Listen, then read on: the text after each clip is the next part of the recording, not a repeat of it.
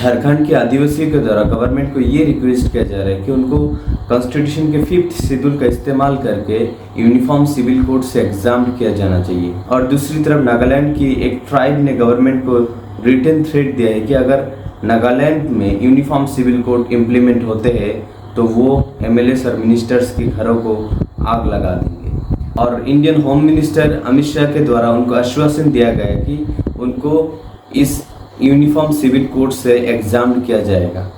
और एक तरफ all India Muslim personal law board ने भी गवर्नमेंट को रिक्वेस्ट किया कि देश में जो भी रिलीजियस माइनॉरिटीज़ है उनको यूनिफॉर्म सिविल कोड से एग्जाम किया जाना चाहिए। और अभी तक ये क्लियर नहीं हुआ कि will uniform civil code touch Hindu undivided family, क्योंकि हिंदू अनडिवाइडेड फैमिली के स्टेटस की वजह से हिंदू फैमिलीज के द्वारा लाखों करोड़ों रुपया की टैक्सेस बचाया जाता है। Now the biggest question is 2024 के लोकसभा इलेक्शन से पहले हाईलाइट क्यों हुआ? क्योंकि ज़्यादातर लोगों को इसके बारे में पता ही नहीं है कि यूनिफॉर्म सिविल कोड है क्या। और देश के लॉयर्स और कॉन्स्टिट्यूशन एक्सपर्ट्स के द्वारा ये बोला जाता है कि अगर इंडिया में fully uniform civil code implement होते हैं तो देश की जो ट्राइब्स है या फिर छत्तीसगढ़ में रहते हैं या फिर नॉर्थ ईस्टर्न रीजन में रहता है या फिर झारखंड में रहते हैं, हिंदू हो या मुस्लिम या फिर क्रिश्चियंस, ये सबको प्रॉब्लम करने वाला है। क्योंकि ये यूनिफॉर्म सिविल कोड बहुत ही कॉम्प्लेक्स टॉपिक है और इसके बारे में ज़्यादातर लोगों को पता ही नहीं है एक्सेप्ट कॉन्स्टिट्यूशन एक्सपर्ट्स और लॉयर्स के अलावा।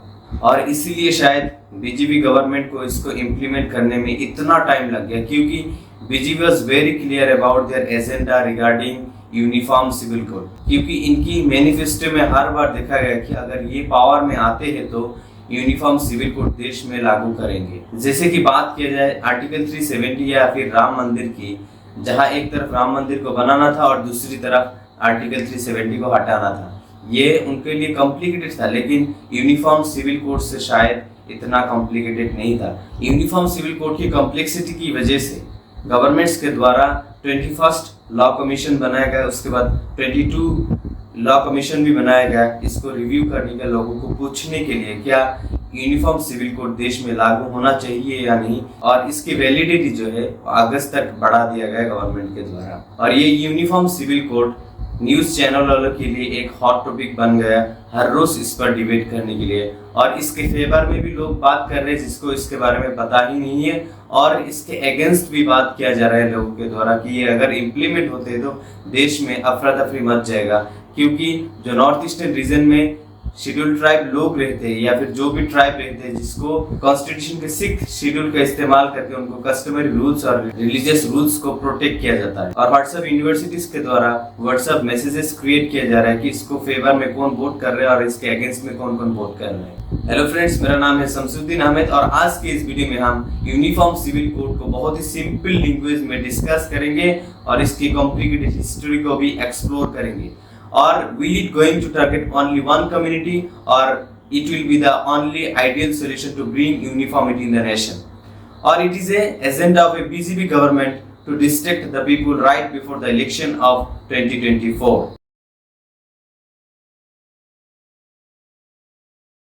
What is Uniform Civil Code? Uniform civil code का मतलब है समान संहिता कानून, जहां सबको इक्वली ट्रीट किया जाएगा।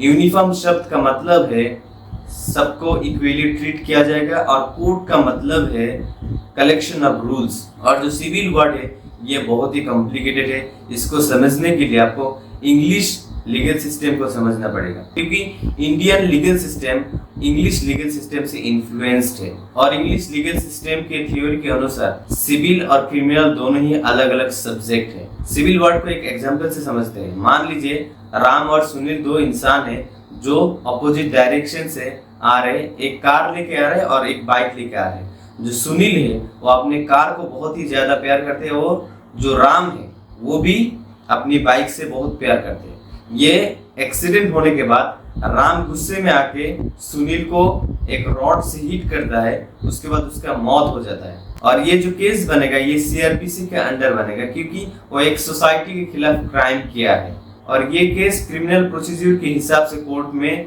पेश किया जाएगा।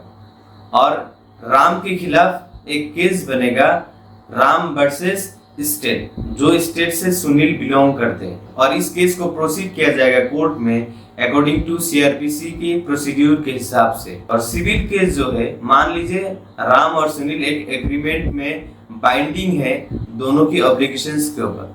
यहाँ पर मान लीजिए प्रॉपर्टी या फिर किसी भी बिजनेस कॉन्ट्रैक्ट के हिसाब से उनके बीच में झगड़ा हो जाता है, इसमें जो केस बनेगा वो राम वर्सेस सुनील बनेगा, क्योंकि ये केस सिविल मैटर से राइज हुआ है। क्रिमिनल केसेस के एग्जांपल है थ्रेट, मर्डर, रेप और कई भी क्राइम है जो सोसाइटी के खिलाफ किया जाता है। जो सिविल मैटर्स है वो बिजनेस रिलेटेड हो सकता है, एग्रीमेंट हो सकता है, या फिर कॉन्ट्रैक्ट हो सकता है, या फिर फैमिली इश्यूज हो सकता है।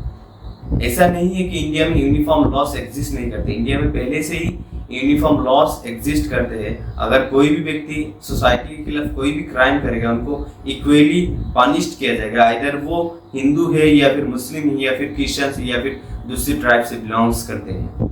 इंडिया में सिविल लॉस में भी यूनिफॉर्मिटी एग्जिस्ट करते हैं, जैसे कि property law, contract law, business law, लेकिन यूनिफॉर्मिटी नहीं है फैमिली लॉस और रिलीजियस लॉ पर। और यहीं पर आके एक डिवीजन क्रिएट हो जाता है और यूनिफॉर्मिटी खत्म हो जाता है। और जो फैमिली लॉस है ये बहुत हद तक रिलीजियस लॉस या फिर कस्टमरी रूल्स से इन्फ्लुएंस्ड है, इसीलिए ब्रिटिशर्स के द्वारा इस लॉ को कोडिफाई नहीं कर पाया। और फैमिली लॉस में इंक्लूड होते हैं marriage related matters, divorce matters, maintenance claim या फिर एडॉप्शन और सक्सेशन एक्ट। और यूनिफॉर्म सिविल कोड जो है वो फैमिली लॉस के साथ ही डील करेगा, क्योंकि इंडिया में जो भी फैमिली लॉस है ये रिलीजन टू रिलीजन वेरी होता है। और सबसे बड़ी क्वेश्चन ये है कि क्या यूनिफॉर्म सिविल कोड सब पर एप्लीकेबल होगा, जो भी इंडियंस है या फिर ट्राइब्स हो या फिर मुस्लिम्स हो या फिर हिंदूस हो। इस बात को समझने के लिए हमें हिस्ट्री में डुबकी लगाना पड़ेगा। ब्रिटिशर्स इंडिया में आए थे लूटने और चोरी करने के लिए। आप मान लीजिए एक घर में चोर घुसा है और वो मियाँ बीबी के झगड़ा के बीच में नहीं आएगा, वो कंसंट्रेट करेगा चोरी करने में, उस घर में कीमती चीज क्या है। और ब्रिटिशर्स के द्वारा इंडिया से बहुत ही सारी कीमती चीजें यहाँ से चुरा के लेके गए। और धीरे धीरे जब ब्रिटिशर्स को पॉलिटिकल कंट्रोल मिलना शुरू हुआ इंडिया में, उनके द्वारा जुडिशियल सिस्टम को इंट्रोड्यूस किया गया कलकत्ता और मद्रास में 1777 में। और उनकी जो जुरिस्डिक्शन एरिया थे वहां पर यूनिफॉर्म लॉज को इम्प्लीमेंट करना शुरू कर दिया था 1777 से ही।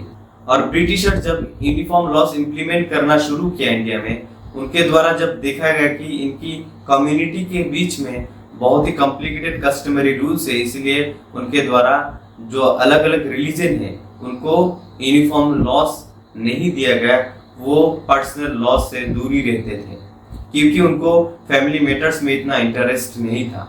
डिफरेंट रिलीजन के लिए पर्सनल लॉस होने के बावजूद फिर भी सोसाइटी में बहुत सारे प्रॉब्लम्स थे, इसीलिए ब्रिटिशर्स के द्वारा एक लॉ कमीशन बनाया गया और इनकी पर्सनल लॉस को स्टडी करने बोला गया। और धीरे धीरे उस लॉ कमीशन के द्वारा हिंदू लॉस और मुस्लिम लॉस को कोडिफाई करना शुरू कर दिया था। ये कोडिफिकेशन काफी नहीं था, क्योंकि जो पर्सनल लॉस थे ये कस्टमरी रूल्स और रिलीजन से बहुत ही इन्फ्लुएंस था।